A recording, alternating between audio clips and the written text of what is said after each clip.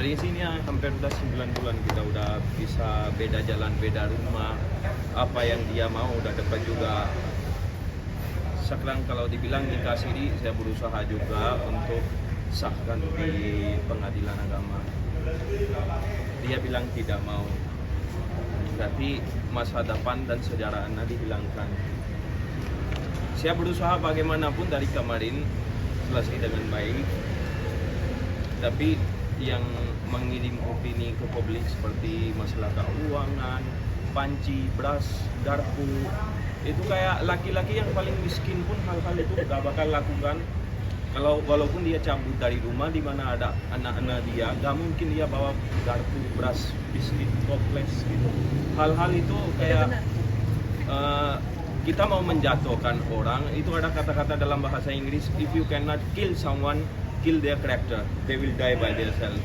So kalau kita tidak bisa membunuh orang, membunuh karakter mereka, akan mati sendiri nanti. So itu dia gak sepintar itu.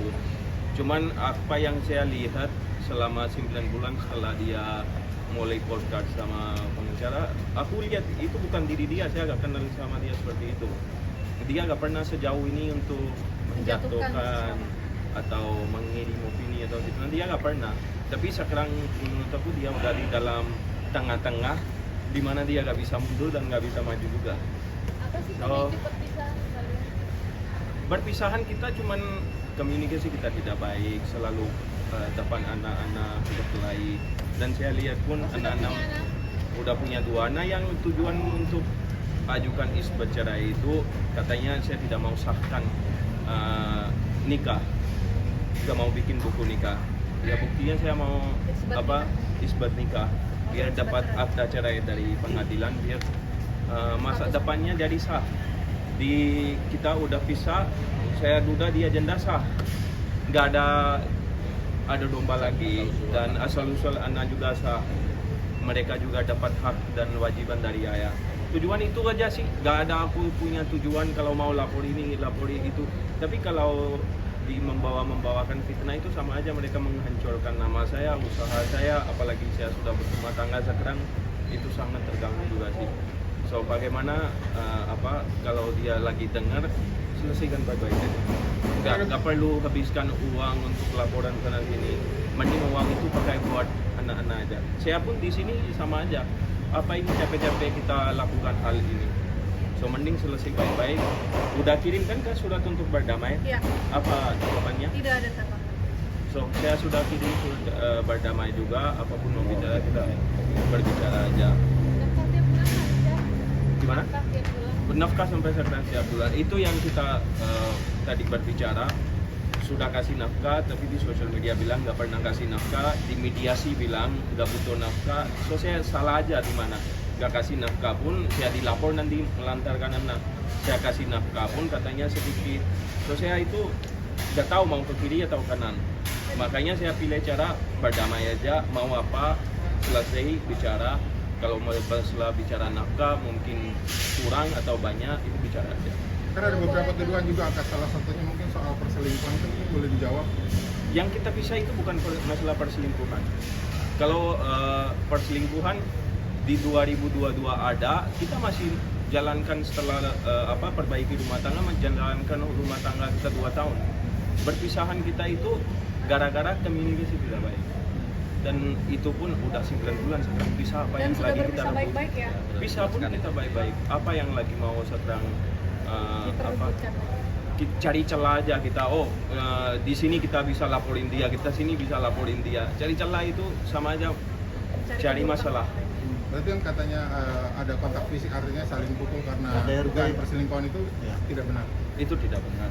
Karena itu menurut aku gak perlu bahas-bahas lagi, karena udah selesai ya udah selesai. Sekarang ke depannya mau gimana, mau lanjutkan laporan seperti ini terus, di mana gak ada hasilnya, habis duit. Nah, kita udah lapor, kalau kita mau cari celah juga berapa buktinya kita ada. Selama ini mereka podcast, fitnah kemana-mana. Cuman permasalahannya mau gimana? Selesaikan, berdamai. kamu juga bahagia di rumah kamu, saya juga bahagia. Lantas gimana menjawab laporan yang lebih dulu masuk kemarin, laporan Feni sendiri di Polda juga ditanggung ITE, tanggapan? Masalahnya katanya saya dilapor ini sebelum ini dibilang 5 laporan udah 5 ya kak? Iya. Belum dapat surat sama sekali Belum. kita. Nah, so mereka mancing-mancing di mana saya keluarkan kata-kata yang tidak baik. Nah, di situlah jadi laporan. So, tidak lapor tapi bilang udah lapor 5. Terus habis itu kita berbicara, dari situlah lapor lagi. Gak ngerti harus gimana, diam pun salah, bicara pun salah. So mereka kayaknya sengaja cari fitnah bagaimana kita keluar, speak up. Setelah udah speak up, cari hal, oh ini kata dia salah, di sinilah lapor kita. Gimana Bang? Ya, Bang. Saya mungkin ada satu ya tanggapan. Mungkin untuk pihak pengacaranya VA, tolong kalau bicara jangan kayak perempuan. Itu aja sih. Tambahan lagi ya. Ya, boleh. Ini ya Pak, kita pengacara ini bertindak menggunakan prinsip praduga tidak bersalah ya Pak ya. Presumption of innocence. Jadi kita tolong ya, setiap klien yang datang ke pengacara, mereka menceritakan versi mereka, menceritakan kebenaran versi mereka. Jadi tolong nggak usah terlalu dalam langsung menyerang secara pribadi lawyer. Mulai dari make up-nya lah, ini itu terlalu. Itu kalau kamu laki-laki, kamu nggak mengurusi make up klien saya atau rekan saya ini.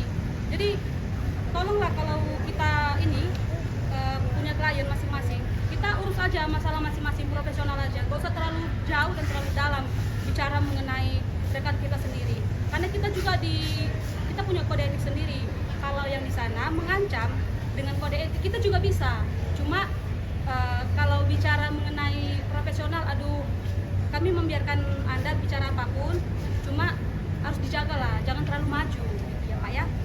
Itu aja sih dari Mbak saya. Adrina, katanya kan menuding pihak PH ini sendiri seolah-olah pengacara mafia ini, menyikapinya gimana? Pengacara seperti perempuan, terlalu banyak omong.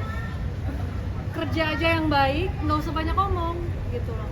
Jadi menurut saya mereka pihak sana itu terlalu banyak omong-omong yang sebenarnya sangat jauh dari fakta. Itu aja. Akas, ini kan ada tudingan juga kalau bahwasannya Akas sendiri yang melakukan membuka aib dari permasalahan ini. Seperti apa menanggapinya? Nah, itu yang tadi kita jelaskan juga. Yang pertama kali membuka itu di 2023. Di-upload Instagram dia. Habis itu 2024 di-upload video penyakit HIV. Sekarang posisi kita itu kalau kita diserang sama ribuan orang, kita harus menjelaskan juga. Seperti ini kita sedang berbicara, ini bukan UKM tapi menjelaskan. Kalau kita ditampar, siapkan untuk muka juga untuk tampar. Nggak bisa kita dituduh-tuduh, kita diam aja. Berarti ya apa yang dia katakan itu salah. Apa yang dia katakan itu benar, kita salah emang. Tapi siapapun duluan, nah maksudnya kalau dia bilang saya duluan mengeluarkan aib, ya udah saya minta maaf, kita duduk baik-baik bicara aja, selesai. Apa yang direbutkan? Sekarang saya yang bicara tentang aib, kamu lebih banyak bicara, berarti kita buka baju sendiri di ruang media. Saya 1 kali bicara, kamu 10 kali bicara. Yang kita bicarakan rumah tangga kita. Ada yang beruntung nggak di situ? Mungkin beruntung brand dapat banyak view, endorsean, live jualan di TikTok Shop, enak. Tapi hal ini akan ada trauma buat anak-anak saya yang tidak bisa menggantikan dengan uang. Yang ini media live hari ini atau video dari ini, kapan pun ada di sosial media juga. Anak-anak bisa lihat kan, bapak yang bicara tentang kemaluan ibu, ibu yang bicara tentang penyakitan bapak. Itu sampai kapanpun ada, dan uang dari live, penghasilan, job, gak bakal bisa ganti trauma. Sudah 8 bulan pengacara saya udah kasih tahu kalau mereka lapor, kita lapor balik. Cuman saya bilang ke mereka, mantan saya itu adalah seorang perempuan, dia bukan lawan saya. Kenapa aku harus main laporan? Ini yang disebarkan video yang hari ini kita masukkan laporan juga di 2024. Kalau mau lapor ya langsung kemarin udah lapor. Cuman dia bukan lawan saya. Dia ada anak-anak yang harus di sana dia jaga juga. So mental dia nanti kena dari polisi ke pengacaranya juga, dari media juga, yang dampaknya adalah anak-anak juga terkena nanti. Makanya dari kemarin lebih banyak diam, gak apa-apa lah, nanti dia selesai lah, habis lah. Makin berapa lama lah paling. Tapi yang sejauh ini yang saya tahu kabar juga ya dari dalam sana, dia sendiri aja sampai sekarang udah capek, disuruh upload fotonya, disuruh upload videonya, dapat komentar lah, bagus lah, jadi harimau lah, yang di sana. Tapi ya dia aja sendiri udah capek sekarang, cuman karena dia udah kelewatan, so dia mau gak mau membawa ini. Tapi saya bilang sama dia, masih ada saatnya kita bisa berbicara dengan baik-baik, bisa selesaikan sebelum ini semuanya udah sejauh ini. Yang rugi itu saya dan dia, dan kalau kita berdua yang rugi, yang paling rugi itu anak-anak. Orang lain mah udah dapat view, udah dapat endorse, jualan, udah gampang, udah pulang ke rumah masing-masing. Yang losa dan kena trauma itu anak-anak kita. Bukan, coba yang orang bikin podcast, bawalah cerita diri dia sendiri dan sampai membawa cerita rumah tangga dia, kamar dia, dan anak-anak dia. Mau gak dia berbicara di ruang media? Gak mau. Kenapa? Karena dia tahu dampak media nanti kena ke anak-anak. Tapi cerita kita dibuatkan konten sampai segitunya tanpa pikir kita punya 2 anak ada yang di rumah. Oke Akas, mungkin menghadapi ada 2 laporan juga di Polda dan di Polres Jakarta Selatan. Kalau udah lapar nih. Nah, gimana? Belum kita dapat panggilan, tapi Belum. kalau ada panggilan nanti kita akan klarifikasi dan jelaskan di situ. Cuma kalau mau lanjutkan laporan, menurut aku capek sih. Ya. Tapi Yang Akas akan keadaan menghadapi semua ya? Hah? Akan dihadapi juga? Insya Allah mau nggak mau kita harus hadapi. Di sini juga kalau kita udah 6 bulan ya lapor satu mantan istri, dan kita nggak seperti sosial media, kita nggak seperti media juga ya, menjalankan aja hukum. Apa yang kita buat konten satu laporan belum tentu yang terima, belum tentu kita bisa buktikan, belum tentu sampai ke pengadilan, tapi kita udah sosokan gaya-gaya syarokan di depan media gitu. Itu mending kita tidak bicara. Udah 6 bulan ini berjalan ya. Ya. Laporan pertama udah 6 jalan berjalan. Kalau udah sampai ke pengadilan ya sendiri aja semua tahu. Kalau tidak sampai berarti belum bisa kita terbuktikan. Seperti itu mereka juga, kalau ada laporan ya enggak. Apain tiktokan. Oke ya. Udah ya. Oke, Oke, laporannya laporan boleh apa?